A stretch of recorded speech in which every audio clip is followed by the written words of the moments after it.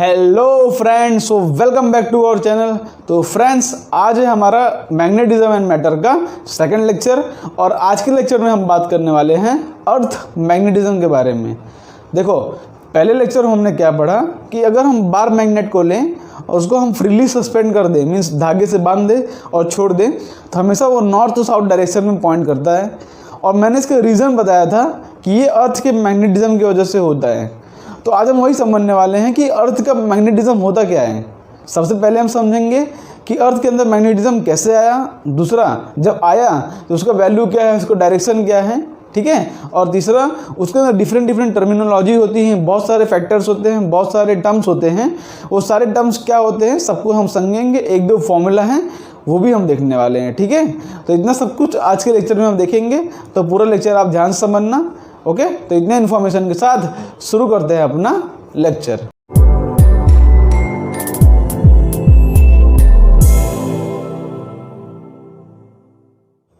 तो फ्रेंड्स, शुरू करते हैं अपना टॉपिक। हमारा जो पहला टॉपिक आज का होगा वो होगा रीजन फॉर अर्थ मैग्नेटिज्म। सबसे पहले हम यही समझेंगे कि अर्थ के अंदर मैग्नेटिज्म की प्रॉपर्टी आई कैसे, क्या है अर्थ के अंदर जिससे वो अपने आसपास मैग्नेटिक फील्ड प्रोड्यूस कर रहा है, ठीक है। Reason for earth magnetism. ये अर्थ मैग्नेटिज्म जो है ना, ये बहुत ही पुराना टॉपिक है। इसके ऊपर काफ़ी रिसर्चेज हुए हैं, बहुत रिसर्च हुआ है तब इसके बारे में, और इसका रिसर्च जो है अभी ऑन गोइंग है। अभी कंप्लीटली इसका रिजल्ट नहीं आया है, लेकिन जो भी इसका रिजल्ट आया मैं बताता हूँ आपको। देखो, सबसे पहले तो उन लोगों ने क्या सोचा कि अर्थ के अंदर जो है एक बड़ा सा बार मैग्नेट प्रेजेंट होगा। क्या सोचा उन लोगों ने कि अर्थ के अंदर इस तरह से एक बड़ा सा बार मैग्नेट प्रेजेंट होगा और उसी बार मैग्नेट की वजह से यहाँ पर इस तरह से मैग्नेटिक फील्ड लाइंस अर्थ के अंदर बन रही होगी। सबसे पहले उन्होंने यही सोचा, क्या कि अर्थ के अंदर एक बड़ा सा बार मैग्नेट प्रेजेंट होगा। लेकिन ये जब थियरी जो है ना, ये रॉन्ग थियरी प्रूव हुई। उसके साइंटिफिक ने बहुत सारे रीजंस दिए। उन्होंने पहला रीज़न ये दिया कि बिकॉज अर्थ के अंदर जो है ना टेम्परेचर बहुत हाई होता है। अर्थ के अंदर क्या होता है, अर्थ के अंदर टेम्परेचर बहुत हाई होता है, तो उस हाई टेम्परेचर पर अंदर कोई भी सॉलिड ऑब्जेक्ट प्रेजेंट हो ही नहीं सकता। मीन्स पहले उन्होंने क्या सोचा कि अर्थ इस तरह से उसके अंदर एक बड़ा सा बार मैग्नेट है जो कि बहुत ही बड़ा है, ठीक है, अराउंड मतलब रेडियस ऑफ द अर्थ के इतना है, समझ लो। तो लेकिन ये थियरी रॉन्ग इसलिए प्रूफ हो गई क्योंकि उन्होंने क्या बताया कि अर्थ के अंदर जो कोर होता है ना, उसका टेम्परेचर लगभग हज़ारों और 10,000 लाख इतने डिग्री सेल्सियस पर होता है। तो इतने टेम्परेचर पर किसी भी सॉलिड ऑब्जेक्ट का प्रेजेंट होना ना, ये इम्पॉसिबल है। अगर ज़्यादा टेम्परेचर करोगे तो सॉलिड ऑब्जेक्ट जो है पिघल जाएगा, मीन्स वो मोल्टन स्टेट में आ जाएगा या कोई पिघल जाएगा, लिक्विड स्टेट में आ जाएगा, लेकिन जो है सॉलिड स्टेट में नहीं रह पाएगा। तो ये थियरी जो है रॉन्ग प्रूफ हुई, तो उसको हम नहीं लिख रहे हैं। लेकिन जो राइट थियरी प्रूव हुई वो क्या हुआ, तो थियरी जो है अभी भी कम्प्लीटली एक्सेप्टेड नहीं है, लेकिन जो एक्सेप्टेड मतलब आज तक माना जाता है उसको हम समझते हैं। देखो, उसको समझने से पहले मैं आपको एक पॉइंट समझाता हूँ। हमने पिछले लेक्चर में आपको बताया था कि सपोज देखो, अगर हम इस तरह से हमारे पास करंट कैरिंग कॉइल हो जिसके अंदर करंट आई फ्लो कर रहा हो, तो अपने आसपास वो मैग्नेटिक फील्ड प्रोड्यूस करता है और उसका डायरेक्शन हम अगर सेंटर पर निकालना हो तो हम राइट हैंड थंब रूल लगाते हैं। इस तरह से फिंगर कर्व करेंगे डायरेक्शन ऑफ करंट और जहाँ थंब पॉइंट करें तो यहाँ पर इस तरह से मेरी आती थी मैग्नेटिक फील्ड की डायरेक्शन, और हम इसको मैग्नेटिक मूवमेंट से डिफाइन करते थे। मैग्नेटिक मूवमेंट, ठीक है, मैग्नेटिक फील्ड की डायरेक्शन में ये हमारा वेक्टर क्वांटिटी होता था। मैग्नेटिक मूवमेंट हम इस तरह से डिफाइन करते थे, ये हमारी इस तरह से। और डिफरेंट डायरेक्शन पर हम जो है राइट हैंड थंब रूल से निकाल सकते हैं डायरेक्शन किस तरह से बनता है। लेकिन अभी हम समझे कि अगर करंट कैरिंग कॉइल होता है तो अपने आसपास वो मैग्नेटिक फील्ड प्रोड्यूस करता है, मैंने बताया, ठीक है। ये क्या है, करंट कैरिंग कॉइल।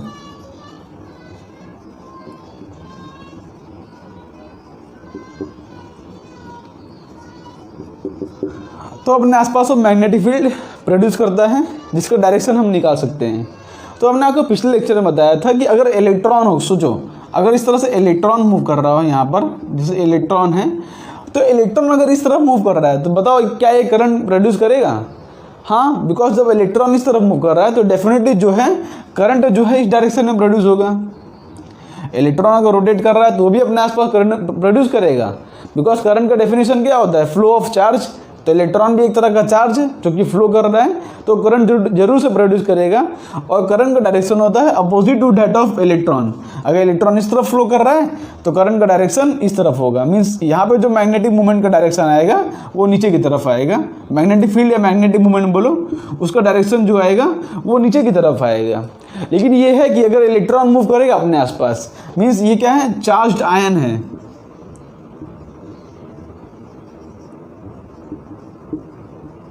अगर इलेक्ट्रॉन मूव कर रहा है सर्कुलर ऑर्बिट में तो अपने आसपास वो जो है करंट प्रोड्यूस करता है, मैंने आपको बताया। क्योंकि कोई भी चार्ज आयन, करंट का डेफिनेशन क्या है, flow of charge per unit time, तो कोई भी चार्ज आयन हो तो अपने आसपास मैग्नेटिक फील्ड प्रोड्यूस करेगा। तो इसी कॉन्सेप्ट को हम लेंगे, जैसे यहाँ पर कोई दूसरा चार्ज ले लूँ, पॉजिटिव चार्ज ले लूँ, जैसे E+ ले लूँ, कोई पॉजिटिव चार्ज, तो मूव करेगा तो भी अपने आसपास मैग्नेटिक फील्ड प्रोड्यूस करेगा। और दूसरी बात, ये इलेक्ट्रॉन होते हैं ना, इलेक्ट्रॉन्स, उनके खुद के भी स्पिन होते हैं, ये तो मैंने बता दिया। और इलेक्ट्रॉन के जो है खुद के स्पिन होते हैं। खुद के स्पिन मतलब वो अपने एक्सिस के अबाउट भी रोटेट करते हैं। जैसे यहाँ पर मॉलिक्यूलर लेवल पे अगर देखें तो यहाँ पर इस तरह से अगर इलेक्ट्रॉन हो तो अपने आसपास इस तरह से रोटेशन करता है वो इलेक्ट्रॉन, ठीक है, अपने एक्सिस के अलॉन्ग वो रोटेट करता है, इस तरह से गोल गोल घूमेगा। और वो गोल गोल घूमने से वजह से भी करंट प्रोड्यूस होता है, भले स्मॉल केस में प्रोड्यूस हो, लेकिन इस तरह से बहुत सारे इलेक्ट्रॉन जो है डोमिनेट करके एक सिंगल करंट जो हाई वैल्यू का प्रोड्यूस कर सकते हैं। तो इलेक्ट्रॉन या कोई चार्ज आयन्स हो वो अपने रोटेट करेगा और उसके वजह से भी वो करंट प्रोड्यूस होता है। तो इसी कॉन्सेप्ट को यूज़ करके उन्होंने कुछ मैग्नेटिज्म के अंदर, अर्थ के अंदर मैग्नेटिक फील्ड का कारण बताया। देखो मैग्नेटिक फील्ड तो है उसके अंदर, ये सबने माना, हाँ डिफरेंट जगह पे हम उन्होंने कंपास रख के देखा और आया कि हाँ मैग्नेटिक फील्ड प्रेजेंट तो है। उसके बाद इन्होंने बोला कि उसके कारण क्या क्या हैं, तो कारण मैं बता रहा हूँ कि क्यों मैग्नेटिक फील्ड इसके अंदर प्रेजेंट है, ऐसा क्या कारण है। तो उसके अंदर देखो पहला कारण क्या आया, हमने पहला कारण तो बता दिया कि बार मैग्नेट है, वो तो रॉन्ग निकला। जो एक्सेप्टेड है उसको लिख रहा हूँ यहाँ पर लिख लो, reasons for earth magnetism, it is due to, लिख देता हूँ, it is due to rotation of earth. पहला reason, it is due to rotation of the earth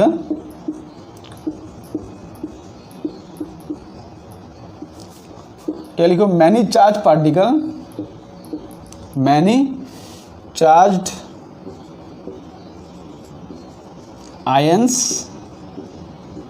present inside the surface of the earth, present inside the earth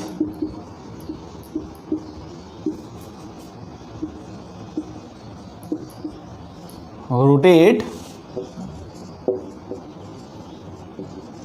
and constitute a current। तो सबसे पहले theory तो wrong हो गई। दूसरी theory उन्होंने क्या बोला कि अर्थ के अंदर बहुत सारे छोटे छोटे चार्ज पार्टिकल्स हैं, जैसे कि यहाँ पर समझ लो, जो कि चार्ज पार्टिकल जो है वो मोल्टन स्टेट में एग्जिस्ट करते हैं, बिकॉज सॉलिड स्टेट में तो एग्जिस्ट कर नहीं सकते, मैंने बताया वो। तो चार्ज पार्टिकल जो है एग्जिस्ट करते हैं मोल्टन स्टेट में, और उसके अंदर जो है डिफरेंट जैसे कि many charge ion present inside the earth, ठीक है। तो चार्ज आयन प्रेजेंट होते हैं, तो बिकॉज अर्थ रोटेट कर रहा है अपने आसपास, अर्थ अपने एक्सिस के आसपास अगर रोटेट करेगा तो उसके अंदर जितने चार्ज पार्टिकल हैं वो भी जो है मोशन कर रहे हैं और उसके वजह से करंट प्रोड्यूस कर रहे हैं। ये हमारी पहली थियरी है जो कि थोड़ी बहुत एक्सेप्टेड थी, क्योंकि अर्थ रोटेशन कर रहा है और रोटेशन की वजह से मैग्नेटिक फील्ड प्रोड्यूस भी हो रही है। ये थियरी लगभग एक्सेप्टेड थी। दूसरी बात क्या है कि हमने ये भी पढ़ा है कि जो है कि अगर हम चार्ज पार्टिकल की स्पीड बढ़ा दें, मीन्स उसको रोटेशन की अगर स्पीड बढ़ा दें, देखो करंट की रोटेशन की अगर स्पीड बढ़ा दें तो जो है मैग्नेटिक फील्ड की वैल्यू ज़्यादा प्रोड्यूस होती है। तो मतलब देखा गया डिफरेंट केसेस के अंदर, जैसे वीनस होता है, वीनस ऐसे डिफरेंट मतलब प्लैनेट्स देखे गए। जैसे कि किसी प्लैनेट में क्या था कि चार्ज पार्टिकल के घूमने की स्पीड कम थी, तो उस केस में वहाँ पर मैग्नेटिक फील्ड की वैल्यू जो है ना वो कम प्रोड्यूस हो रही थी। और किसी प्लैनेट में ऐसा था कि वहाँ पर क्या है कि वो प्लैनेट की रोटेशन की स्पीड जो है ज़्यादा थी, तो वहाँ पर मैग्नेटिक फील्ड ज़्यादा प्रोड्यूस हो रही थी, ऐसा भी देखा गया। और मून में देखा गया कि मून के अंदर चार्ज पार्टिकल प्रेजेंट है ही नहीं, तो मून जो है कोई भी मैग्नेटिक फील्ड अपने आसपास प्रोड्यूस नहीं करता, ठीक है। तो इसी वजह से ये थियरी जो है लगभग एक्सेप्टेड थी।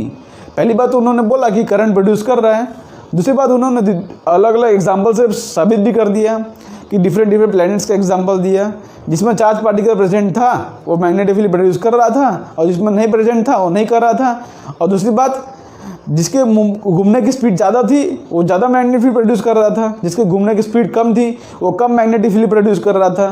तो डिफरेंट डिफरेंट रीज़न के कारण ये जो है लगभग थोड़ा बहुत एक्सेप्टेड था। इतना अभी तो क्लियरली तो ये भी नहीं कह सकते, लेकिन जो है कुछ हद तक एक्सेप्टेड था। और दूसरा रीज़न क्या दिया कि उसके अंदर जो है मोल्टन फ्लूइड्स प्रेजेंट है।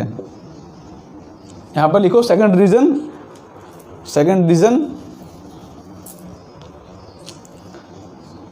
it is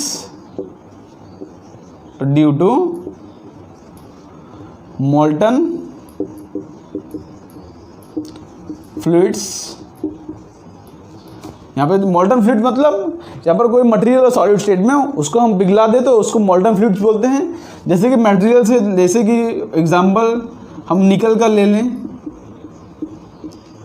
आयरन का ले लें, तो ये सारे मेटल्स थे ना, इसके अंदर मोल्टन स्टेट में प्रेजेंट है। ठीक है, अब मोल्टन फ्लूइड्स लाइक निकल and iron present inside the earth, present inside the earth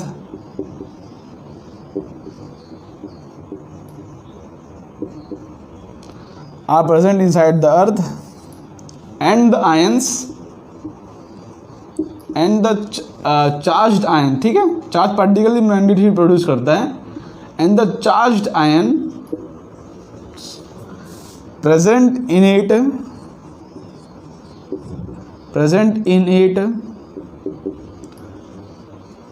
due to high temperature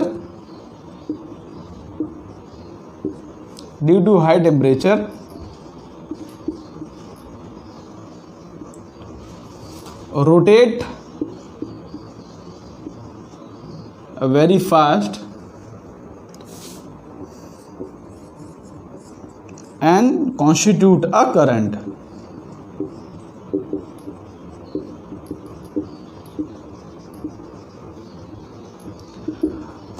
दूसरा रीज़न क्या दिया उन्होंने कि अर्थ के अंदर मोल्टन फ्लूइड्स प्रेजेंट है, मतलब अर्थ के अंदर जितने भी मटेरियल्स प्रेजेंट है, जैसे आयरन हो गया, निकेल हो गया, वो सारे क्या है मोल्टन स्टेट में अर्थ के अंदर एग्जिस्ट करते हैं। और उसके अंदर जो चार्ज पार्टिकल्स होते हैं ना, चार्ज आयंस, बिकॉज अर्थ का अंदर का टेम्परेचर बहुत हाई है, तो हमको पता है कि अगर हम किसी भी मतलब मेटल के अंदर अगर हम टेम्परेचर हाई कर दें तो उसके अंदर इलेक्ट्रॉन जो है या कोई भी चार्ज पार्टिकल जो है रैंडम मोशन एकदम फास्ट में करने लगते हैं। तो अगर फास्ट रोटेशन करते हैं तो उसकी वजह से भी कुछ हद तक मैग्नेटिक फील्ड अर्थ के अंदर प्रेजेंट होती हैं। तो ये दो रीज़न थे ना, ये कुछ हद तक एक्सेप्टेड थे। अभी भी इसका एकदम परफेक्टली क्लियरिफाई नहीं हो गया है, लेकिन एनसीईआरटी के अकॉर्डिंग ये दो रीज़न जो हैं अभी तक एक्सेप्टेड हैं। अब चाहो तो उसके अंदर और भी मतलब अलग अलग डिस्कवरी कर सकते हो, लेकिन अभी तक तो सिर्फ इतना ही एक्सेप्टेड है। ओके, तो आगे बढ़ते हैं। हमारा ये रीज़न था कि अर्थ के अंदर मैग्नेटिज्म किस तरह से आया। तो अर्थ के अंदर मोल्टन फ्लूइड्स प्रेजेंट होते हैं जो कि बहुत ही फास्ट रोटेट करते हैं, और दूसरी बात अर्थ भी अपने आसपास रोटेट कर रहा है। तो जो मटेरियल रोटेट नहीं भी कर रहे हों लेकिन अर्थ रोटेट कर रहा है तो उसके साथ तो वो रोटेट होगा ही, तो इसी वजह से वो भी मैग्नेटिक फील्ड प्रोड्यूस करता है। ओके, तो हम आगे बढ़ते हैं। तो हमने ये तो सीख लिया कि अर्थ के अंदर जो है किस तरह से मैग्नेटिज्म आया। अब हम सीखते हैं कि अर्थ के अंदर मैग्नेटिज्म तो आया, उसका मैग्नीट्यूड क्या होता है, उसके डायरेक्शन क्या होते हैं, और उसके अंदर डिफरेंट टर्मिनोलॉजी क्या होती है। ठीक है, तो आगे बढ़ते हैं हम थोड़ा सा।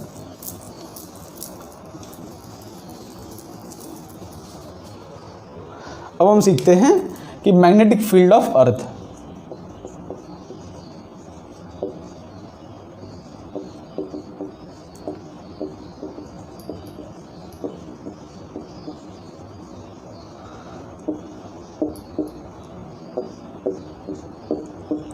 तो यहाँ तक आपको ऊपर से दिखाओ ना, तो अर्थ के अंदर कुछ मैग्नेटिक फील्ड लाइंस कुछ इस तरह से होती हैं। जैसे मान लो हमारा अर्थ है, इसका मान लो ये है हमारा एक्सिस ऑफ रोटेशन अर्थ का। तो अर्थ के अंदर कुछ इस तरह से मैग्नेटिज्म होता है। मैं यहाँ पर इस तरह से ड्रॉ कर रहा हूँ, उसके ड्रॉ करने का रीज़न भी है, उसको मैं बताता हूँ आपको अभी।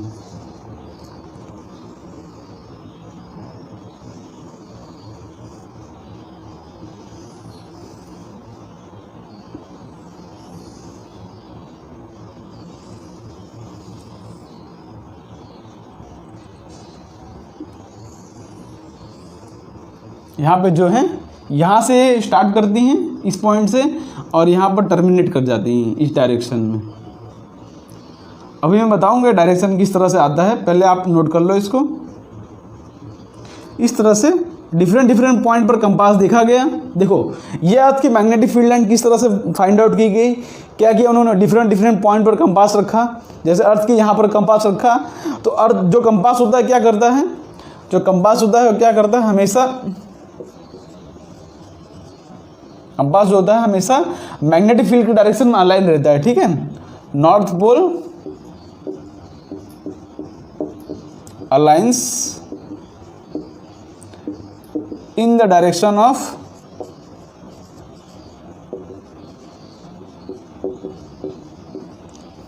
magnetic फील्ड, ठीक है। अर्थ का जो नॉर्थ पोल है ना, मतलब सॉरी कंपास का जो नॉर्थ पोल होता है ना, हमेशा मैग्नेटिक फील्ड के लाइन में अलाइंड होता है। तो यहाँ पर क्या किया हमने, डिफरेंट पॉइंट पर कंपास रखा। यहाँ पर जैसे कंपास रख के देखा, वो छोटा सा डायल होता है ना कंपास का, उसको यहाँ पर रख के देखा तो उसका नॉर्थ पोल यहाँ पर पॉइंट किया। तो यहाँ पर देखा, यहाँ पर देखा, ऐसे डिफरेंट पॉइंट्स पर ऐसे देखा गया, ऐसे ऐसे जहाँ जहाँ उसके पॉइंट किया गया तो उसी के ऊपर से जो है अर्थ की मैग्नेटिक फील्ड लाइंस कुछ इस तरह से रिप्रेजेंट की गई। तो ये हमारा आउटपुट है, ये हमारा रिजल्ट है। अब हमको देखना है कि ये रिजल्ट आता क्यों है। देखो हमको रिजल्ट पहले पता चल गया, बाद में हम उसके ऊपर सोचते हैं कि मतलब वो कहानी कैसे हुई होगी। ऐसा नहीं कि हम ऐसा बोल रहे हैं कि हाँ ये फॉर्मूला ऐसा कह रहा है इसलिए कहानी ऐसी है, ऐसा नहीं मानने का। पहले हमारा ये रिजल्ट मिल गया हमको कि अर्थ की मैग्नेटिक फील्ड इस तरह से है। कैसे चेक किया गया, डिफरेंट पॉइंट पर कंपास रखा गया और चेक कर किया गया कि अर्थ का डायरेक्शन, मैग्नेटिक फील्ड की डायरेक्शन किस तरफ आ रही है। तो उसके ऊपर से हमने यहाँ पर इस तरह से मैग्नेटिक फील्ड लाइन ड्रॉ की। आप देखोगे actually magnetic field line exactly यहाँ सेंटर से नहीं पास कर रही, मीन्स यहाँ से हम उसको, वो थोड़ा टिल्टेड है। वो टिल्टेड होने का भी रीज़न जो मैं आपको बताने वाला हूँ, ठीक है। तो यहाँ पर एक पॉइंट नोट करो, the magnetic field of the earth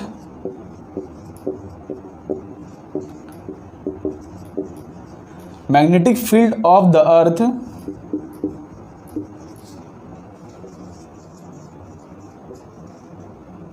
resembles a bar magnet, ठीक है। क्या है कि magnetic field of the earth bar magnet को रिजेंबल करता है। देखो अगर बार मैग्नेट ड्रॉ करो ना इस तरह से, तो बार मैग्नेट के अंदर भी इस तरह से मैग्नेटिक फील्ड लाइंस होती हैं जो कि नॉर्थ से निकलती हैं साउथ में, इस तरह से आती हैं, नॉर्थ से निकलती हैं साउथ में आती हैं और अंदर जो है इस तरह से होती हैं। तो देखा गया ध्यान से कि जो अर्थ की मैग्नेटिक फील्ड है ना, वो बार मैग्नेट के मैग्नेटिक फील्ड को कुछ हद तक रिजेंबल करती है। अगर इस फिगर को दोनों देखें तो कुछ हद तक ये जो ना मैग्नेटिक फील्ड आपस में रिजेंबल करती हैं। ओके, यहाँ पर देखो नॉर्थ से निकल रहा है मैग्नेटिक फील्ड लाइंस और साउथ में जाके टर्मिनेट कर रहा है। नॉर्थ में निकल रहा है और साउथ में जाके टर्मिनेट कर रहा है। टर्मिनेट नहीं कर सकते, यहाँ से अंदर भी से भी लाइन पास होती है, बिकॉज जो मैग्नेटिक फील्ड लाइन्स होता है हमेशा क्लोज लूप बनाती हैं, तो हम टर्मिनेट वर्ड नहीं यूज़ कर सकते। मतलब नॉर्थ से लेके साउथ और अंदर जो है साउथ से लेके नॉर्थ इस तरह से हो रहा है। तो अर्थ की जो मैग्नेटिक फील्ड लाइन्स है ना, वो क्या बोलते हैं, बार मैग्नेट को रिजेंबल करती है। और इसकी वैल्यू जो होती है ना, यहाँ पर लिखो कि the magnetic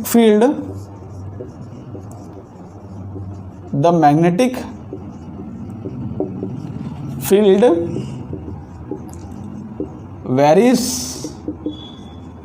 from place to place,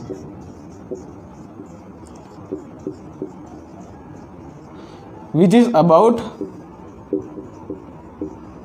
एक रेंज बता दे रहा हूँ आपको कि इतने रेंज के अंदर मैग्नेटिक फील्ड होती है, which is about 0.1 Gauss to 0.5 Gauss. अब गॉस क्या होता है, गॉस होता है एक मैग्नेटिक फील्ड काउंट करने का एक यूनिट। जैसे हम टेस्ला पढ़ते हैं ना, वैसे गॉस भी होता है। हमने रिलेशन पढ़ा है कि 1 गॉस इक्वल टू 10⁻⁴ टेस्ला होता है, कि 1 गॉस इक्वल टू होता है 10⁻⁴ टेस्ला।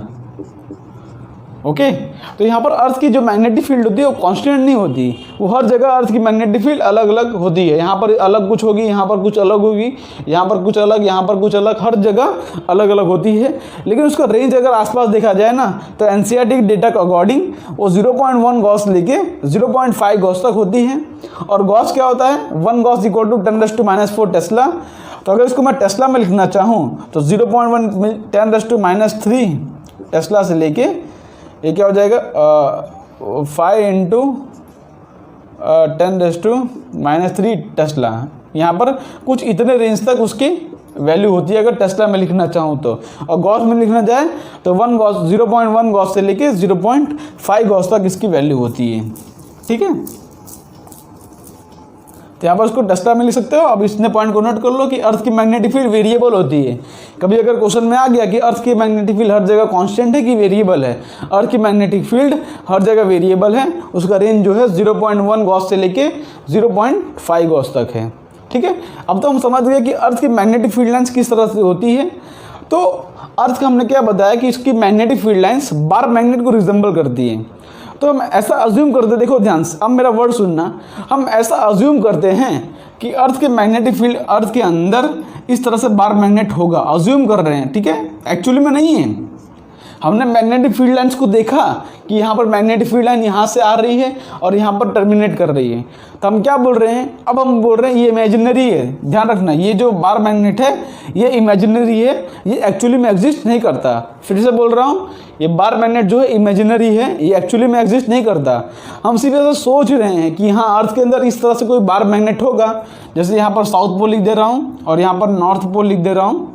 तो अर्थ के अंदर इस तरह से कोई जो है बार मैग्नेट होगा। तो यहाँ पर हम देख सकते हैं कि यहाँ पर नॉर्थ पोल से निकल रहा है और साउथ पोल में जाके यहाँ पे एंटर कर रहा है। नॉर्थ पोल से निकला, साउथ पोल में आके एंटर कर रहा है। यहाँ पर लिखो, it is assume that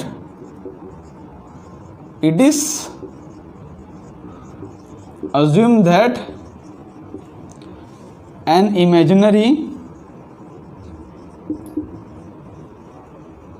imaginary bar magnet is present inside the earth। यहाँ पर ये वर्ड रखना, अज्यूम किया है। अज्यूम मतलब हमने सब माना है, बिकॉज हमने देखा कि इसकी मैग्नेटिक फील्ड लाइन यहाँ से निकल रही है और यहाँ पर टर्मिनेट कर रही है। तो हमने ऐसा माना है कि बार मैग्नेट इसके अंदर कुछ इस तरह से होगा। अब देखो कि बार मैग्नेट में थोड़ा टिल्टेड ड्रॉ किया है, वो टिल्टेड ड्रॉ करने का रीज़न बताऊँगा, क्योंकि ये इसका मैग्नेटिक एक्सिस होती है, इसलिए मैंने टिल्टेड ड्रॉ किया है। अभी मैं बताने वाला हूँ उसको। तो हमने क्या अज्यूम किया कि उसके अंदर एक इमेजिनरी बार मैग्नेट है जो कि प्रेजेंट इनसाइड द अर्थ है। तो देखोगे ध्यान से कि मैग्नेटिक फील्ड लाइन यहाँ से आई और यहाँ पर टर्मिनेट कर जा रही है।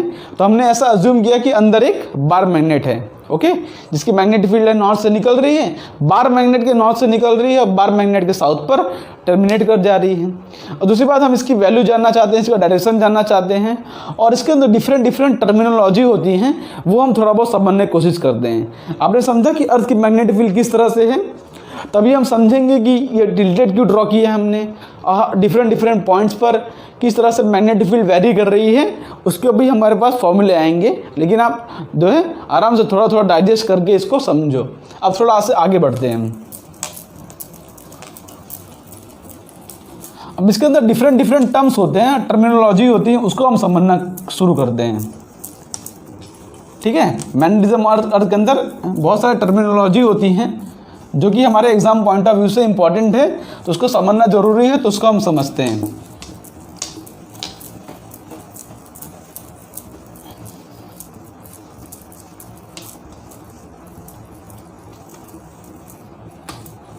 ओके, तो यहां पर मैं अच्छे से एक ड्रॉ कर देता हूं अर्थ।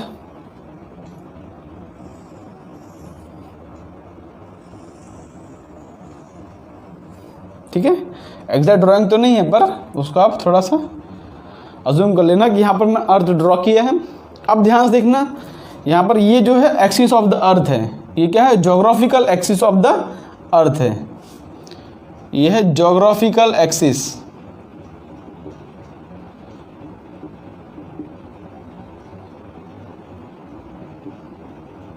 तो यहाँ पर ज्योग्राफिकल एक्सिस, इसका डेफिनेशन लिखता हूँ।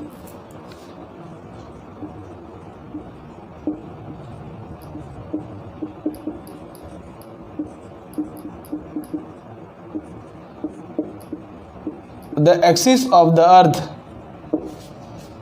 the axis of the earth about which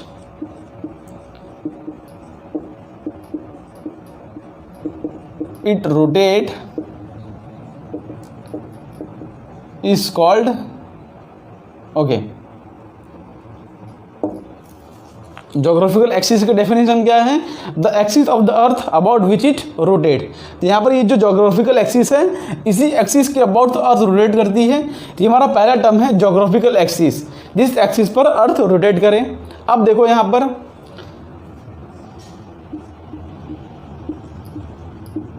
the axis cuts the surface of the earth, surface of the earth at 2 points,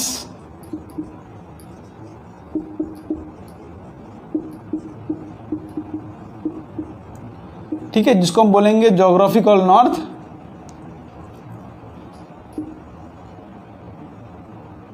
और जोग्राफिकल साउथ। ठीक है, north geographical north, geographical south, हम दो terms यहाँ पर। एक्सिस ऑफ द अर्थ जो है अर्थ के दो एक्सिस पर कट करती है। ये जो एक्सिस हमारा, ये हमारा जोग्राफिकल नॉर्थ होगा, और ये हमारा जो एक्सिस है ये है जोग्राफिकल साउथ। ठीक है, इतने टर्मिनोलॉजी को आप समझ गए कि अर्थ की एक्सिस जहाँ पर अर्थ रोटेट करे वो जोग्राफिकल एक्सिस है, और जिस एक्सिस अर्थ जो है यहाँ पर उसको 2 पॉइंट पर कट करती है वो जो है जोग्राफिकल नॉर्थ और जोग्राफिकल साउथ है। धीरे धीरे समझोगे समझ पड़ेगा। उसके बाद यहाँ पर देखो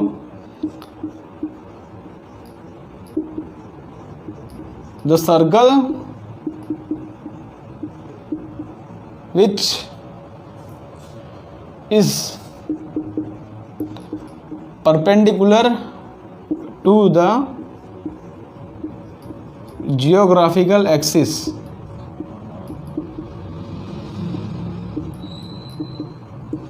is called geographical equator।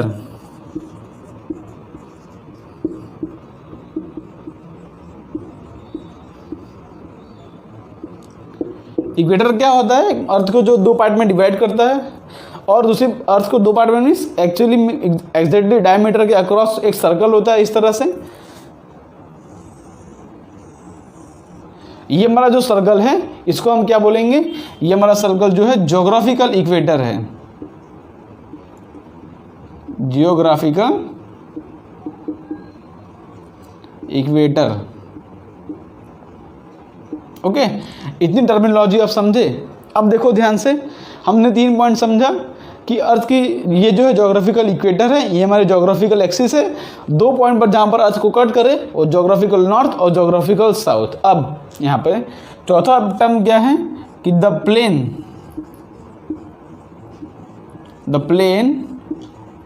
ये इंपॉर्टेंट है, इसको आप नोट कर लेना। The plane passing through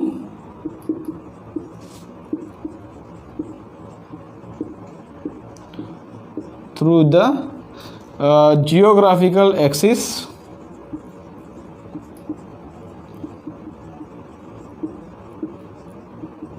is called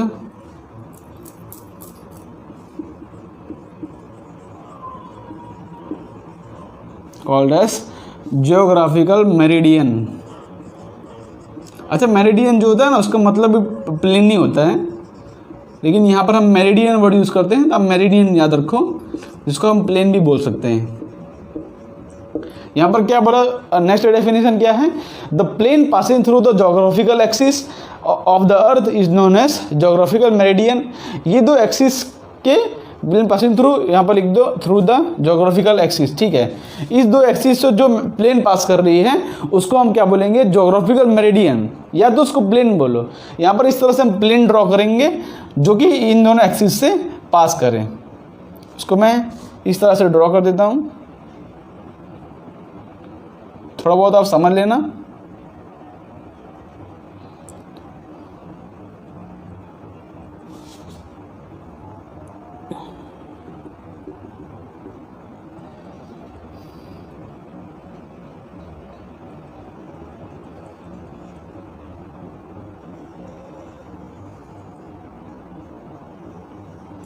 यहाँ पर ये हमारी जो प्लेन है ना, देखो ये प्लेन, देखो इसको आप 3D में अज्यूम करो कि मैं अर्थ को इस, देखो ये नॉर्थ जोग्राफिकल है, साउथ जोग्राफिकल है, इसको मैं इस तरह से बीच में से एक स्लाइस दे दूँ, देखो ध्यान से, इस तरह से बीच में से स्लाइस दे दूँ। आपको एग्जाम्पल में दिखाता हूँ।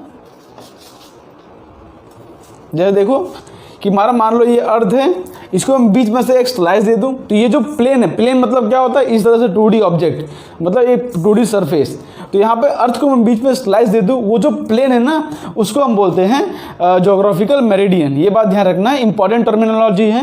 Equator, geographical meridian, geographical axis, north geographical और साउथ जोग्राफिकल इंपॉर्टेंट है। अर्थ को बीच में से स्लाइस दे दूँ ऐसा, वो हमारी क्या है, जोग्राफिकल मेरिडियन। आगे बढ़ते हैं हम थोड़ा सा।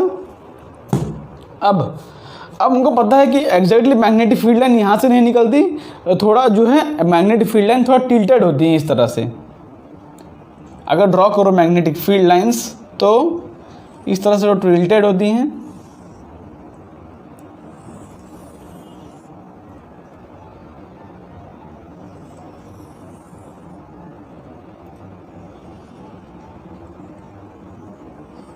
ओके, तो मैग्नेटिक फील्ड लाइन इस तरह से टिल्टेड होती हैं। तो यहाँ पर क्या लिखो, अब हम डेफिनेशन आगे बढ़ाते हैं थोड़ा।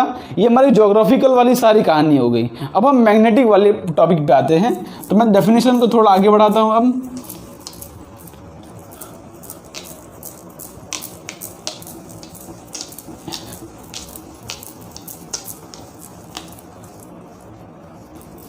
ठीक है, अब देखो ध्यान से, नेक्स्ट हमारा the axis of imaginary dipole magnet, या तो मैग्नेट बोल दो, प्रेजेंट, इमेजिनरी वर्ड यूज कर रहा हूं, ठीक है, present inside the earth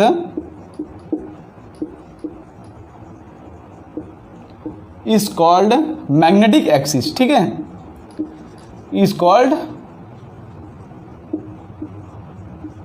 magnetic axis. तो हमने अज्यूम किया है कि अर्थ के अंदर इस तरह से बार मैग्नेट है, क्योंकि मैग्नेटिक फील्ड लाइन इस तरह से बन रही थी, जो कि नीचे से यहाँ पे इस तरह से जा रही थी और यहाँ से इस तरह टर्मिनेट कर जा रही थी, यहाँ से निकल रही थी।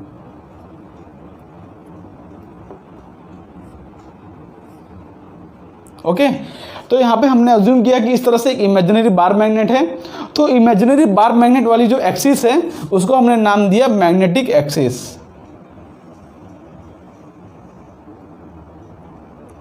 ठीक है, यह हमने अज्यूम किया है कि यहाँ पर इस तरह से इमेजिनरी बार मैग्नेट है, तो वो वाली जो एक्सिस है उसको हमने नाम दिया है मैग्नेटिक एक्सिस। ध्यान से, ये टर्म हमारा जो है मैग्नेटिक एक्सिस है। ओके, तो यहाँ पर इसको लिख दूं, ये हमारा मैग्नेटिक एक्सिस।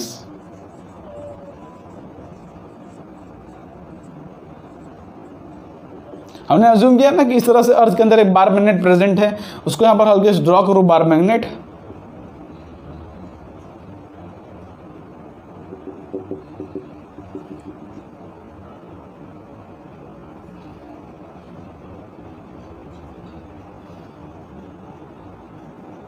ठीक है, ये यहाँ पे साउथ है, यहाँ पे नॉर्थ है। हमने अज्यूम किया कि इस तरह से बार मैग्नेट है जो कि नॉर्थ से लेके यहाँ साउथ तक आ रही है। ध्यान रखना कि यहाँ पे ऊपर साउथ है, नीचे नॉर्थ है, नॉर्थ से लेके साउथ तक यहाँ पे magnetic field lines full flow कर रही हैं। ओके, तो मैग्नेटिक एक्सिस हम समझ गए। उसके बाद वही सेम टर्मिनोलॉजी है कि the axis cut the surface of earth at 2 points, जिसको हमने नाम दिया है क्या, क्या बोलते हैं, मैग्नेटिक नॉर्थ और मैग्नेटिक साउथ।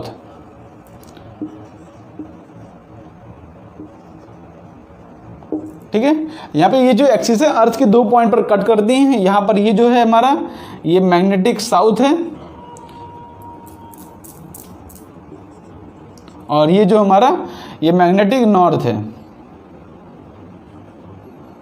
ओके, ये मैग्नेटिक नॉर्थ, ये मैग्नेटिक साउथ। इतनी टर्मिनोलॉजी आप समझ रहे हो। हमारा बार मैग्नेट हमने इस तरह से अज्यूम किया है, ये मैग्नेटिक नॉर्थ और ये मैग्नेटिक साउथ। तो हमने देखा इतना। आगे बढ़ते हैं थोड़ा सा। The circle perpendicular to the magnetic axis,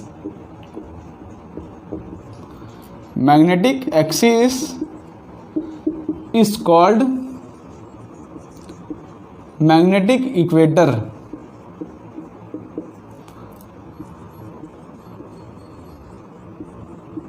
ठीक है, इक्वेटर तो सेंटर से पास करेगा, तो यहाँ पर सेंटर से पास करने वाला एक सर्कल जो कि magnetic meridian means magnetic axis, उसके एक्सिस के परपेंडिकुलर हो, इस तरह से सर्कल जो कि मैग्नेटिक एक्सिस के परपेंडिकुलर हो।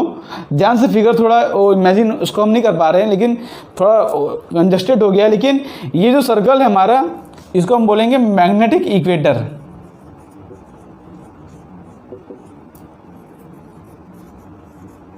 ठीक है, जो कि इस एक्सिस के मीन्स मैग्नेटिक एक्सिस के परपेंडिकुलर सर्कल है। और ये हमारा जो है ये ज्योग्राफिकल एक्सिस के perpendicular geographical equator, magnetic axis के परपेंडिकुलर मैग्नेटिक इक्वेटर। आप सारी टर्मिनोलॉजी समझ रहे हो। आगे बढ़ते हैं। वही same, the plane passing through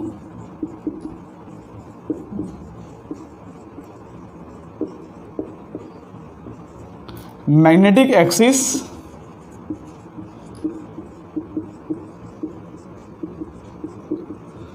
is called magnetic meridian.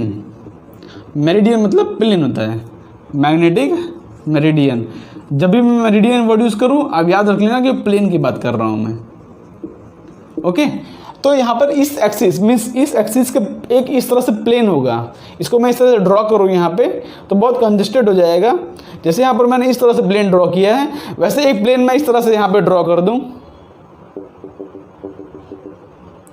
जो कि यहाँ पे ड्रॉ करना मुश्किल है। यहाँ पर देखो, जैसे मैंने प्लेन ड्रॉ कर दिया जो कि इस एक्सिस के यहाँ सरफेस से पास कर रहे हैं, वैसे एक प्लेन ड्रॉ करूँ जो कि यहाँ से पास करे, इस यहाँ से, उसको हम बोलेंगे मैग्नेटिक मेरिडियन। ओके, उसको हम क्या बोलेंगे? Magnetic meridian. इस दो पॉइंट से जो प्लेन पास करे। तो आप सारी टर्मिनोलॉजी आप समझ गए हो। उसके ऊपर अब देखो, थोड़ा आगे बढ़ते हैं। अब देखो फिगर में क्लियर आउट कर देता हूँ और इम्पॉर्टेंट टर्म्स जो है उसको लिखता हूँ सिर्फ।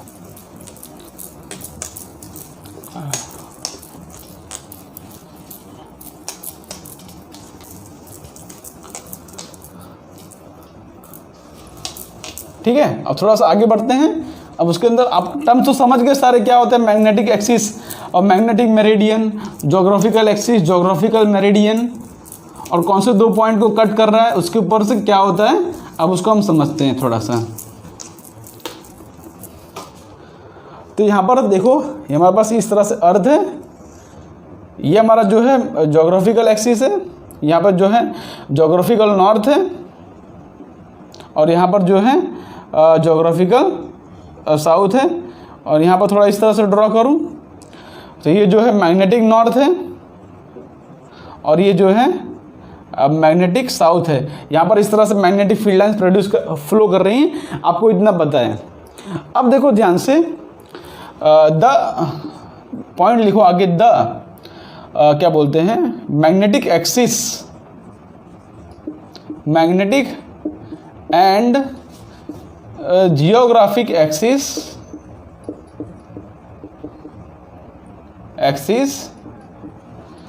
do not coincide with each other, do not coincide with each other, they make an angle of 11.3 degrees. ध्यान देखोगे कि मैग्नेटिक एक्सिस है और ये ज्योग्राफिक एक्सिस है, दोनों आपस में कोइंसाइड नहीं करती, दोनों कुछ एंगल बना रहे हैं। उसके बीच में ये जो एंगल है ना, इसको हम बोलते हैं, ये 11.3 डिग्री होता है। 11.3 डिग्री का अभी हम अज्यूम कर रहे हैं, मीन्स इस समय जो एंगल है हमारा वो अज्यूम कर रहे हैं हम 11.3 डिग्री। ये जो है समय के अनुसार चेंज होता रहता है, समय के अनुसार अर्थ का रोटेशन जो है, बहुत से कंडीशंस चेंज होते रहते हैं, उसके अकॉर्डिंग एंगल जो है चेंज होता रहता है। तो यहाँ पर इस टाइम पर जो है अर्थ का जो है एंगल जो है 11.3 डिग्री है, और इस एंगल को हम बोलते हैं angle of declination, angle of declination. क्या बोलते हैं इस एंगल को? जो 11.3 डिग्री एंगल बना रहा है ज्योग्राफिकल नॉर्थ और मैग्नेटिक नॉर्थ के बीच में, मीन्स ये एंगल है हमारा, ये दोनों एक्सिस के बीच में, उसको हम बोलते हैं angle of declination. Angle of declination याद रखना, एक एंगल ऑफ इंक्लिनेशन वाला भी आता है, लेकिन अभी हम एंगल ऑफ डिक्लिनेशन समझ रहे हैं कि ज्योग्राफिकल एक्सिस और मैग्नेटिक एक्सिस के बीच में जो एंगल होता है इसको हम बोलते हैं क्या बोलते हैं? Angle of declination. ओके, इतना पॉइंट आप समझ गए। अब ध्यान से देखोगे ना, आप देखो, अब ध्यान से आप नोटिस करोगे कि हमने अंदर एक बार मैग्नेट अज्यूम किया था इस तरह से, यहाँ पर जो है नॉर्थ था मेरा, हमारा यहाँ पर साउथ था। तो ध्यान से देखोगे ना, तो मैग्नेट की वजह से तो देख रहे हैं कि इस तरह से नॉर्थ से लेके साउथ आ रहा है मैग्नेट के अंदर, लेकिन अगर आप इस दो एक्सिस को देखोगे, ये मैग्नेटिक साउथ है, ये मैग्नेटिक नॉर्थ है, ये हमारी टर्मिनोलॉजी के अकॉर्डिंग है। तो हम देखेंगे बाहर, जो बाहर की तरफ है ना, वो मैग्नेटिक साउथ से लेके मैग्नेटिक नॉर्थ तक प्रोड्यूस फ्लो हो रहा है। एक्चुअली में तो आप समझ ही रहे हो कि ये जो है मैग्नेट की हम अज्यूम किया है मैग्नेट, तो यहाँ पर मैग्नेटिक फील्ड है, यहाँ से लेके यहाँ तक प्रोड्यूस कर रही हैं, लेकिन हमने एक टर्म डिफाइन किया है, ये हमारा मैग्नेटिक नॉर्थ है, ये हमारा मैग्नेटिक साउथ है। तो मैग्नेटिक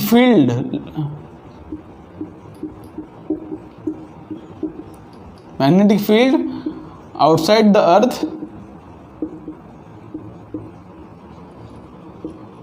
flows from what, इसको इंपॉर्टेंट कर देना, flows from magnetic south to magnetic north।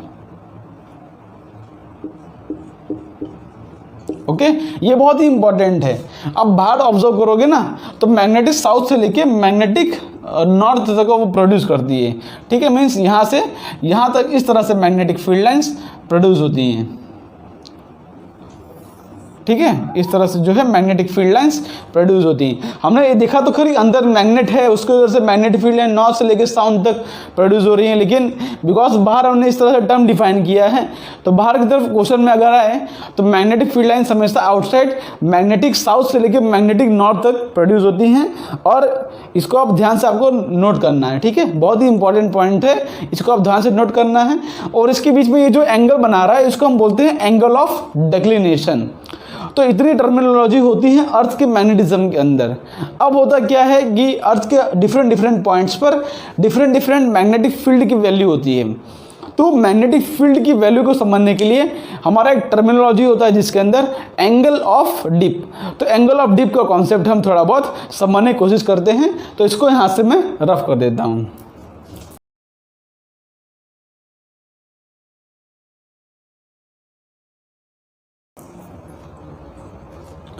तो अलग अलग जगह पर मैग्नेटिक फील्ड की वैल्यू क्या होगी उसको हम समझने के लिए अब हम हमारा नेक्स्ट टॉपिक है angle of dip. Angle of dip, या तो उसको कोई बुक में एंगल ऑफ इंक्लिनेशन ही बोलते हैं। अच्छा, डिप मतलब क्या होता है पता है? जैसे कि फॉर एग्जांपल जिससे भी हम कंपेयर कर रहे हों उससे कुछ ना कुछ या तो वैल्यू जो है नीचे गिर जाए, उसको हम बोलते हैं डिप। डिप मतलब थोड़ा सा डिप कर गया, तो थोड़ा सा डिफ्लेक्ट हो गया, थोड़ा सा चेंज कर गया, उसको हम बोलते हैं एंगल ऑफ डिप। ठीक है, इंक्लिनेशन तो आप समझ ही रहे हो कि, और जैसे इस पॉइंट से ये कितना इंक्लाइंड है, अगर नीचे की तरह इसको हम डिप एंगल बोल सकते हैं। ओके, इस तरह से कुछ आप समझो इसको। एंगल ऑफ डिप क्या होता है उसको हम समझते हैं। तो पहले इसका डेफिनेशन लिखता हूँ, उसके बाद हम इसको समझाता हूँ। ठीक है, इसका डेफिनेशन क्या कहता है? It is the angle between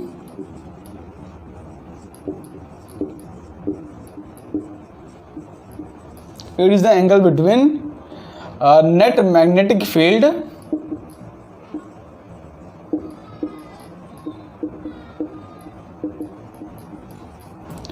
of earth and horizontal surface of the earth. Simple भाषा में इसकी डेफिनेशन है कि it is the angle between net magnetic field of the earth and the horizontal surface of the अर्थ। तो सबसे पहले मैं आपको देखो यहाँ पर समझ लो, मेरे पास अज्यूम करते हैं कि ये अर्थ है, ठीक है, ये अर्थ है। तो यहाँ पर इस पॉइंट पे बताओ हॉरिजॉन्टल सरफेस क्या है अर्थ का, ये मेरा हॉरिजॉन्टल सरफेस। और इस पॉइंट बोलो हॉरिजॉन्टल सरफेस क्या है, इससे बच्चे बहुत कंफ्यूज होते हैं। देखो ध्यान से ना, अलग अलग पॉइंट पे, यहाँ पर इस पॉइंट पे ऐसा नहीं होगा कि जो है आदमी जो है ऐसे खड़ा होगा और गिर जाएगा नीचे, ऐसा नहीं है। इस पॉइंट पे जो है ये मेरा हॉरिजॉन्टल सरफेस होगा अर्थ का, है कि नहीं।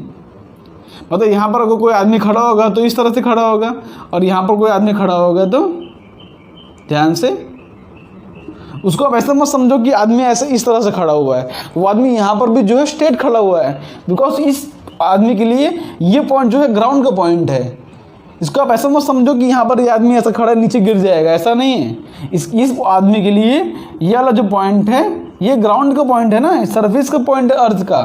अर्थ जो है गोल है, ऐसा थोड़ी है कोई इंडिया में खड़े हो आप स्ट्रेट खड़े हो, अमेरिका में जाओगे तो आप टिल्ट हो जाओगे, ऐसा नहीं है। हर पॉइंट पे जो है आप स्ट्रेट ही हो के, इस पॉइंट के लिए इसका सरफेस जो है इस तरफ है, उस हिसाब से इस पॉइंट के लिए इसका हॉरिजॉन्टल कंपोनेंट ये होगा।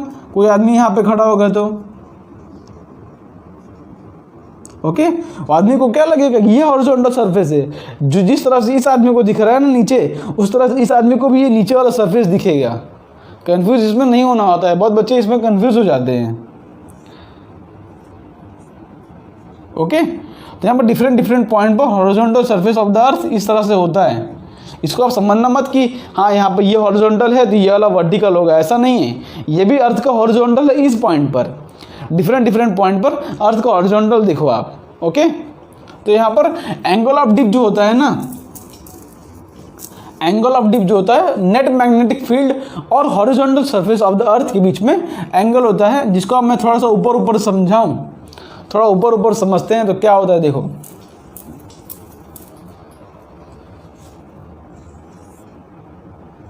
यहाँ पर इस तरह से मैंने अर्थ ड्रॉ किया और मैग्नेटिक फील्ड लाइन थोड़ा ड्रॉ कर देता हूं मैं।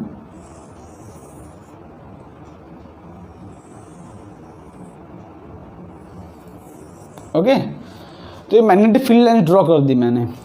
तो एंगल ऑफ डिप क्या होता है, angle between horizontal surface of the earth and the magnetic field, जो समझाता हूँ यहाँ पर, जिसको हम आई से भी डोनेट करते हैं। Okay, because angle of inclination बोलते हैं ना उसको, तो एंगल ऑफ डिप को हम एंगल ऑफ इंक्लिनेशन बोलते हैं, और एंगल ऑफ डिक्लिनेशन दूसरा था, ये है एंगल ऑफ इंक्लिनेशन, जिसको हम आई से डोनेट करते हैं।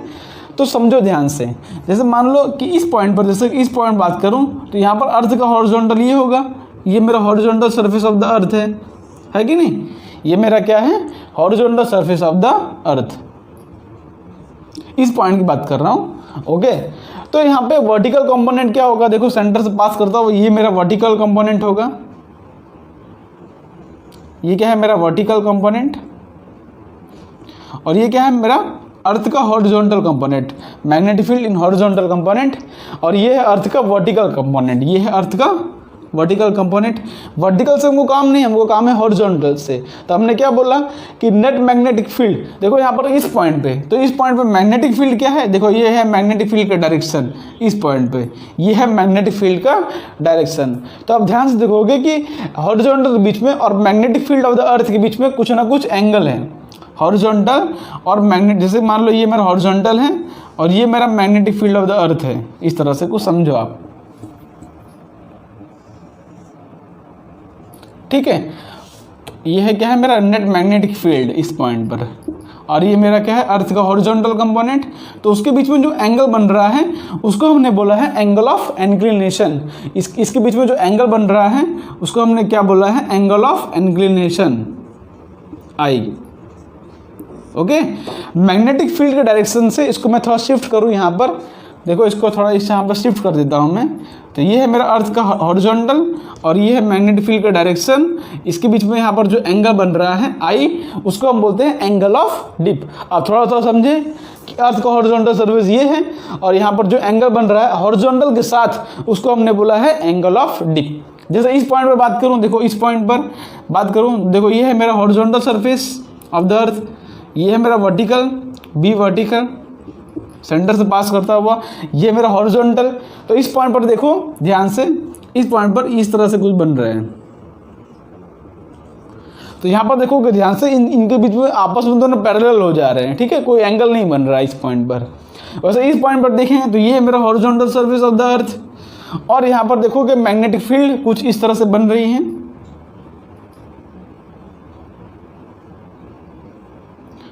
तो यहाँ पर मैग्नेटिक फील्ड जो है कुछ इस तरह से, ये मेरा horizontal surface of the earth और ये वर्टिकल होगा, और मैग्नेटिक फील्ड जो है ये है मेरा। तो यहाँ पर जो एंगल बन रहा है dip i equal to 90 degree बन रहा है। ओके, यहाँ पर जो आई इक्वल टू है वो 0 डिग्री बन रहा है, क्योंकि कोई एंगल ही नहीं बन रहा है। अगर इस पॉइंट पर देखें तो ये है मेरा horizontal surface of the earth, और जो है देखो ध्यान से, ये है मैंने मैग्नेटिक फील्ड। तो हॉरिजॉन्टल सरफेस और मैग्नेटिक फील्ड जो कि इस तरह से है, तो उसके बीच में जो है कुछ एंगल बन रहा है, ये है नेट मैग्नेटिक फील्ड, और ये बी हॉरिजॉन्टल, उसके परपेंडिकुलर होता है बी वर्टिकल। तो हॉरिजॉन्टल सरफेस और इसके बीच में एंगल बन रहा है जिसको हमने बोला है आई, ये होता है एंगल ऑफ डिप। आप समझे, एंगल ऑफ डिप हम निकालते हैं, एक डिप नीडल होता है हमारे पास। क्या होता है? डिप नीडल, जो कि एक ऐसा नीडल होता है कंपास की तरह होता है। वो अलग अलग डायरेक्शन में उसको रखते हैं और देखते हैं कि वो नेट मैग्नेटिक फील्ड से कितने एंगल से वो डिक्लाइंड है या कितने एंगल से वो इंक्लाइंड है, उसको हमने नाम दिया है एंगल ऑफ डिप। तो ये एंगल ऑफ डिप की मदद से है ना, हम डिफरेंट पॉइंट्स पर अर्थ की मैग्नेटिक फील्ड हम समझ सकते हैं। तो अब थोड़ा बहुत समझे कि ये मान लो हमारे पास ये है अर्थ का horizontal component, b horizontal component, और ये है हमारे पास अर्थ का वर्टिकल कंपोनेंट। ठीक है, बी हॉरिजॉन्टल और बी वर्टिकल, दो कंपोनेंट ड्रॉ किया। तो यहाँ पे जैसे ये होगा मेरा एंगल ऑफ डिप, जिसको मैं आई बोल रहा हूँ। इस तरह से आप फिगर इमेजिन करो, ये मेरा एंगल ऑफ डिप, ये मैग्नेटिक नीडल होगा जो कि मैग्नेटिक मेरिडियन से कितना एंगल है या अर्थ के हॉरिजॉन्टल कंपोनेंट से कितना एंगल पर है। अच्छा, एक बात आपको बताऊं कि जो हॉरिजॉन्टल कंपोनेंट ऑफ द अर्थ होगा और मैग्नेटिक मेरिडियन होगा, ये दोनों सेम ही है। मतलब मैग्नेटिक मेरिडियन क्या होगा कि प्लेन, इस एक्सिस से जो प्लेन पास कर रहा है इस तरह से, तो उसी प्लेन में हॉरिजॉन्टल कंपोनेंट ऑफ द अर्थ भी होगा। ओके, तो मैग्नेटिक मेरिडियन और ये नीडल जो होता है ना, नीडल, ये हमेशा मैग्नेटिक मेरिडियन के मतलब उस प्लेन में होता है। नीडल यहाँ पे जो हम नीडल लेते हैं वो हमेशा मैग्नेटिक मेरिडियन के प्लेन में होता है, ये बात ध्यान रखना। उसकी ज़रूरत नहीं हमको, लेकिन ध्यान समझो कि ये मेरा angle of dip horizontal component of the earth से, ये मेरा नेट मैग्नेटिक फील्ड है। ओके, ये क्या है? Horizontal component of the earth, और ये क्या है? Vertical component of the earth. Horizontal component समझ गए किस तरह से होता है? तो ये मेरा एंगल ऑफ डिप, जिसको मैं निकालना चाहूँ तो मैं इस तरह से लिख सकता हूँ, ये हॉरिजॉन्टल है तो इसको मैं क्या लिख सकता हूँ कि बी कॉस फाई, इसको मैं लिख सकता हूँ बी कॉस आई, और इसको मैं लिख सकता हूँ बी साइन आई।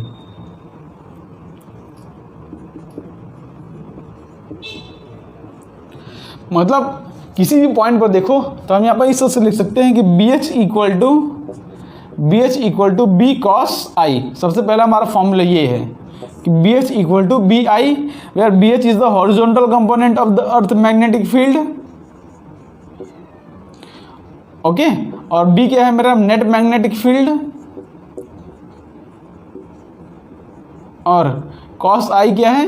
ये आई क्या है? एंगल ऑफ डिप, या तो उसको आप एंगल ऑफ इंक्लिनेशन ही बोल सकते हो, एंगल ऑफ डिप।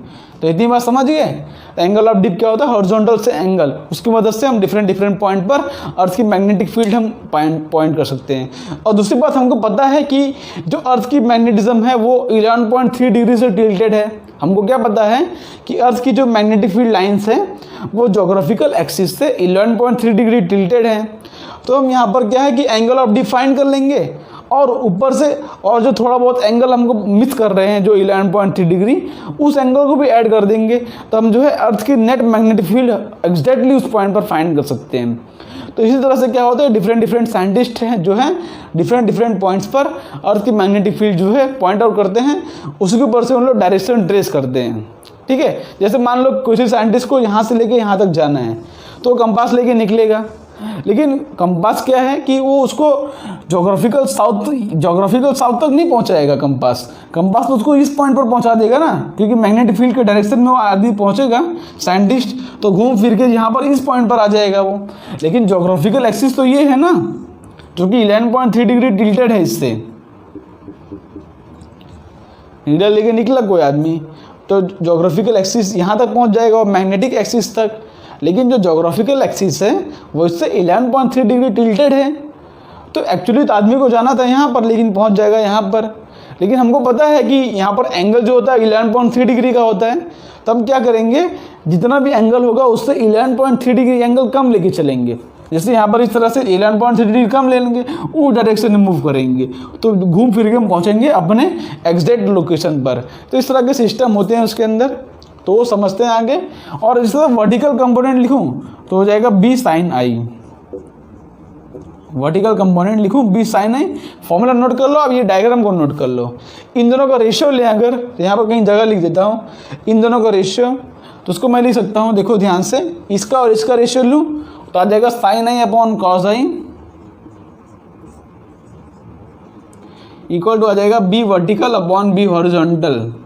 इसे मैं लिख सकता हूँ कि tan i equal to b vertical upon b horizontal. तो ये इंपॉर्टेंट फॉर्मूला है, tan i equal to b vertical upon b horizontal.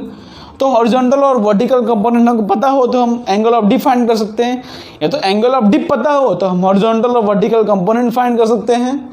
और अगर हॉरिजॉन्टल कंपोनेंट पता हो, एंगल ऑफ डिप पता हो, तो हम नेट मैग्नेटिक फील्ड फाइंड कर सकते हैं किसी भी जगह पर। ओके, देखो हॉरिजॉन्टल कंपोनेंट या वर्टिकल कंपोनेंट पता हो और एंगल ऑफ डिप पता हो तो हम मैग्नेटिक फील्ड फाइंड कर सकते हैं। तो यहाँ पर अगर नेट मैग्नेटिक फील्ड की वैल्यू लिखनी हो तो मैं क्या लिख सकता हूँ कि under root of B horizontal का whole square plus B vertical का होल स्क्वायर है। आज के लेक्चर में बस इतने ही फॉर्मूले हैं, ये 4 फॉर्मूले, जो कि बहुत ही ईजी याद रखने, कोई दिक्कत नहीं है। कि horizontal component b cos i होगा, vertical component b sine i होगा, उन दोनों का ratio tan i b v upon b h, और नेट मैग्नेटिक फील्ड की वैल्यू बी हॉरिजॉन्टल का whole square plus B vertical का होल स्क्वायर। तो ये 4 फॉर्मूले जो है इंपॉर्टेंट है, एंगल ऑफ डिप से रिलेटेड है। ठीक है, एंगल ऑफ डेक्लिनेशन क्या होता है, ये 11.3 डिग्री का एंगल ऑफ डिप क्या होता है, horizontal component of the earth से और नेट मैग्नेटिक फील्ड के बीच पे जो एंगल होता है उसको हम बोलते हैं एंगल ऑफ डिप। ये फॉर्मूला नोट कर लो। जैसे कभी क्वेश्चन में दे दिया, फॉर एग्जांपल क्वेश्चन में ऐसा दे दिया कि the horizontal component of the magnetic field is 0 कुछ दे दिया समझ लो, और एंगल ऑफ डिप बोल दिया कि इतना है, तो बोल देंगे नेट मैग्नेटिक फील्ड की वैल्यू क्या है, तो आप इस फॉर्मूले में डायरेक्ट रख के फाइंड कर सकते हो। तो ध्यान से देखोगे ना, अगर थोड़ा बहुत आगे बढ़ते हैं अगर इसके, तो यहाँ पर देखोगे ये इक्वेटर है। देखो ये हमारा क्या है, magnetic equator at magnetic equator i equal to 0, angle of dip equal to 0। Angle of dip 0 क्यों है यहाँ पे, ये मैग्नेटिक इक्वेटर है, तो इस पॉइंट पर जो है एंगल ऑफ डिप देखोगे ध्यान से, तो ये दोनों का डायरेक्शन एग्जैक्टली इस पॉइंट पर पैरेलल हो जाता है। Direction of magnetic field of the earth और मैग्नेटिज्म दोनों पैरेलल हो जाते हैं। मैग्नेटिक फील्ड और डायरेक्शन ऑफ हॉरिजॉन्टल कंपोनेंट वो दोनों पैरेलल हो जाते हैं, इसलिए यहाँ पर एंगल ऑफ डिप जो होता है 0, यहाँ पर cos 90 हो जाता है। देखोगे ध्यान से, b cos i, angle of dip जो होता है 0 हो जाता है। ओके, तो यहाँ पर हॉरिजॉन्टल कंपोनेंट b हो जाता है और वर्टिकल कंपोनेंट जो होता है वो 0 हो जाता है। यहाँ पर ये लिख सकते हो कि vertical component of the earth is 0, क्योंकि पूरा का पूरा जो है हॉरिजॉन्टल कंपोनेंट है, वर्टिकल कंपोनेंट कोई भी नहीं होगा। और इक्वेटर पर देखा जाए तो और पोल्स पर देखा जाए, इस पोल्स पर एट मैग्नेटिक पोल्स,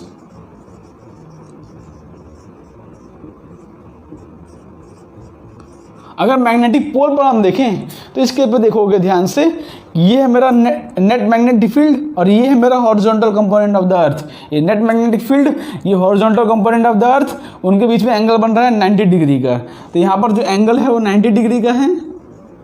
ओके, इस पॉइंट पर एंगल जो है वो 90 डिग्री का है, और इक्वेटर पर एंगल जो है 0 डिग्री का है। एंगल ऑफ डिप जो है 0 है। एंगल ऑफ मैग्नेटिक पोल जो है पोल्स पर जो है एंगल ऑफ डिप 90 डिग्री है। इसको आप डायग्राम बना के भी नोट कर सकते हो या तो याद भी रख सकते हो। इतने फॉर्मूले हैं, इस फॉर्मूले के बेस पे क्वेश्चन नहीं कराऊंगा, सिंपल से क्वेश्चन आते हैं, उसको आप ट्राई कर सकते हो। ठीक है, तो आज के लेक्चर के लिए बस इतना ही। होप सो आपको अर्थ का मैग्नेटिज्म समझ पड़ा होगा, क्या मैग्नेटिज्म होता है, कितने टर्मिनोलॉजी होती है, किस तरह से डायरेक्शन निकाला जाए, वो सब कुछ आपने समझ लिया होगा। तो होप सो आपको लेक्चर पसंद आया होगा। तो मिलते हैं नेक्स्ट लेक्चर में, तब तक के लिए आप पढ़ाई करते रहो। तब तक के लिए बाय बाय।